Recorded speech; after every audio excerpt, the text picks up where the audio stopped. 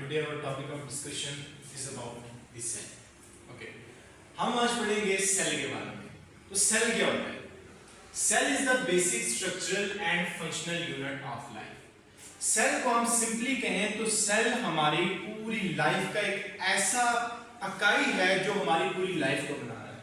हमारी बॉडी का कोई भी ऑर्गन है, कोई भी ऑर्गन, चाहे वो हमारे हाथ हैं, पाँव हैं, हमारा दिल है, लिवर है, लंग्स हैं, कुछ भी है, वो किससे मिलकर बना हुआ है? सेल से. ठीक है. जो बेसिक जो स्टार्टअप हो रहा है इंसानियत का, इंसान का, वो कहां से हो रहा है? सेल से हो रहा है.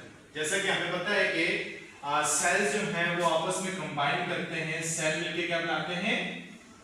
टिश्यूज बनाते हैं. टिश्यूज जब मिलते हैं वो क्या बनाते हैं? ऑर्गन्स. ऑर्गन्स जब कंबाइन करते हैं तो वो बनाते हैं ऑर्गन सिस्टम. ठीक है. एक पूरा ऑर्गन सिस्टम. अब ये ऑर्गन सिस्टम बन रहा है तो इसकी बेस क्या है? सेल.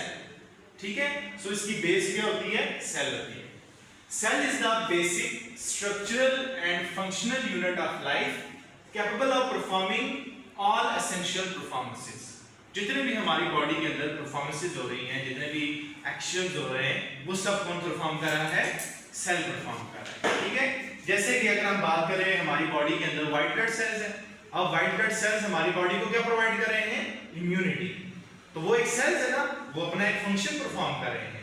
आरबीसीज क्या करते हैं? ऑक्सीजन को कैरी करते हैं. ठीक है. उनके अंदर क्या मौजूद होता है? हीमोग्लोबिन. अब उनका भी एक फंक्शन है. जितने भी सेल्स हैं उनका अपना एक प्रॉपर फंक्शन होता है. ठीक है. So cells are capable of performing all essential performances. So it is the fundamental unit of life. कि ये क्या होती है हमारे पास? Fundamental unit of life. ठीक है. सेल को हम बिल्डिंग ब्लॉक ऑफ लाइफ भी कहेंगे. ठीक है. क्योंकि हमारी जो पूरी लाइफ है एक ह्यूमन की, वो किससे मिलकर बनी है? सेल से. ठीक है. अच्छा, सबसे पहले 1665 के अंदर रॉबर्ट हुक ने एक डेड सेल को डिस्कवर किया अंडर द माइक्रोस्कोप. ठीक है. उसके बाद एंटोनी वैन ल्यूवेनहुक ने 1674 के अंदर जो है एक लिविंग सेल को डिस्कवर किया. ठीक है. फिर उसके बाद जो रॉबर्ट ब्राउन था 1831 के अंदर, उसने सेल के अंदर न्यूक्लियस की डिस्कवरी की. उसने न्यूक्लियस को देखा. फिर उसके बाद परकिंस जो था उसने प्रोटोप्लाज्म को देखा.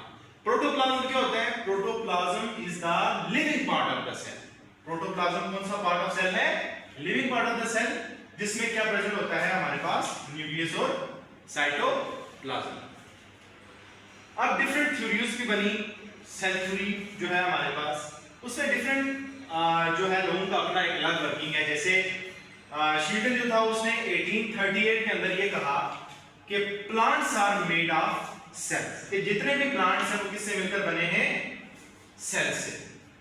उसके बाद शवान जो था उसने 1839 के अंदर कहा कि animals are made of cells. कि एनिमल्स भी सेल से बने. रुडोल्फ जो आया उसने 1855 के अंदर उसने कहा ठीक है, इन दोनों की बात बिल्कुल दुरुस्त है, लेकिन एक और एडिशन उसने की. उसने कहा कि new cells comes from old cell. कि जितने भी न्यू सेल्स बन रहे हैं ना, वो बन रहे हैं प्री एग्जिस्टिंग सेल जो पहले से मौजूद थे उनसे बन रहे हैं. ठीक है. क्लियर. ये हमारे पास था सेल का छोटा सा इंट्रोडक्शन. अब सेल्स जो है डिफरेंट साइजेस के होते हैं, नंबर्स उनके अलग होते हैं. उसके बाद उनकी शेप भी डिफरेंट होती हैं. जैसे जो है हमारे पास अगर हम नंबर की बात करें, हम ये कहते हैं ना कि कुछ एनिमल्स जो होते हैं वो यूनिसेलुलर होते हैं, कुछ मल्टीसेलुलर होते हैं. अब यूनिसेलुलर कौन से होते हैं? जिनके अंदर क्या हो? एक सेल, जो एक सेल से बने हो. जबकि multicellular more than one cell. ठीक है. अब हम ह्यूमंस हैं, हमारे अंदर millions and trillions of cells हैं, तो हम कौन से सेल हुए? मल्टीसेलुलर हुए. ठीक है.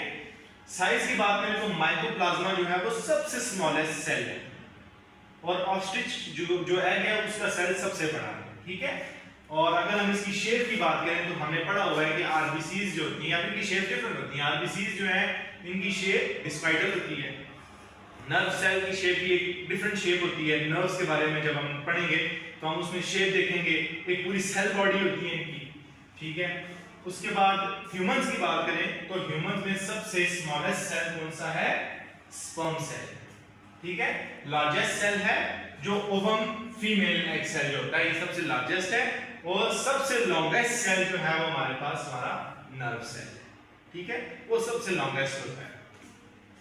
उसके बाद उसके अंदर जब उन्होंने देखा तो उनके अंदर उन्हें कुछ ऑर्गेनेलिज नजर आए।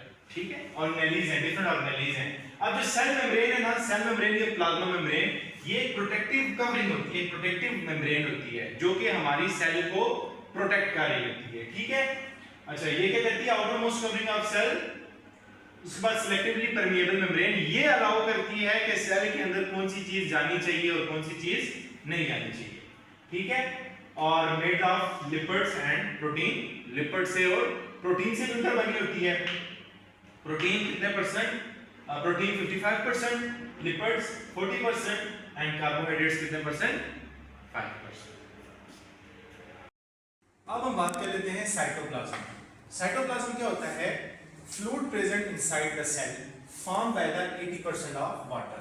अब अगर हम इस डायग्राम के अंदर देखें, ये साइटोप्लाज्म है जो कि 80% वाटर से बना है, 80% वाटर होता है। अब इसी साइटोप्लाज्म के अंदर जितनी भी सेलुलर ऑर्गेनेलीज हैं वो फ्लोट कर रही होती हैं, वो तैर रही होती हैं। ठीक है, so fluid present inside the cell formed by the 80% of water. और साइटोप्लाज्म के अंदर क्या प्रेजेंट होती है? क्या सेलुलर ऑर्गेनेलीज फ्लोट कर रही होती हैं, मौजूद होती हैं। नेक्स्ट आ जाता है हमारे पास न्यूक्लियस।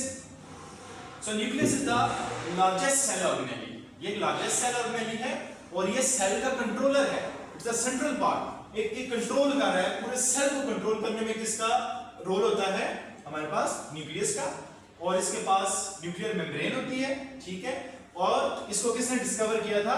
रॉबर्ट ब्राउन ने।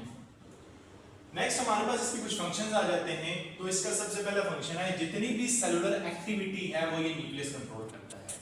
चाहे सेल का टूटना हो, चाहे सेल का बनना हो, चाहे सेल का डिवाइड होना हो, ये सब कौन कंट्रोल करता है? हमारे पास न्यूक्लियस। उसके बाद ये जेनेटिक मटेरियल को स्टोर करता है, जैसे हमारे पास जो डीएनए है, आरएनए है, ठीक है, इन सब को। उसके बाद ये हेल्प करता है प्रोटीन सिंथेसिस में और सिंथेसिस ऑफ आरएनए में। ठीक है, राइबोन्यूक्लिक एसिड, इन सब में ये अपना रोल प्ले कर रहा होता है। यही जेनेटिक मटेरियल में जितना चाहे इंसान किस कलर का है, उसके बाल किस कलर के होंगे, आंखें किस कलर की होगी, वो सब कौन कंट्रोल कर रहा होता है? हमारे पास न्यूक्लियस। ये सेल के अंदर जो न्यूक्लियस मौजूद होता है ये कंट्रोल कर रहा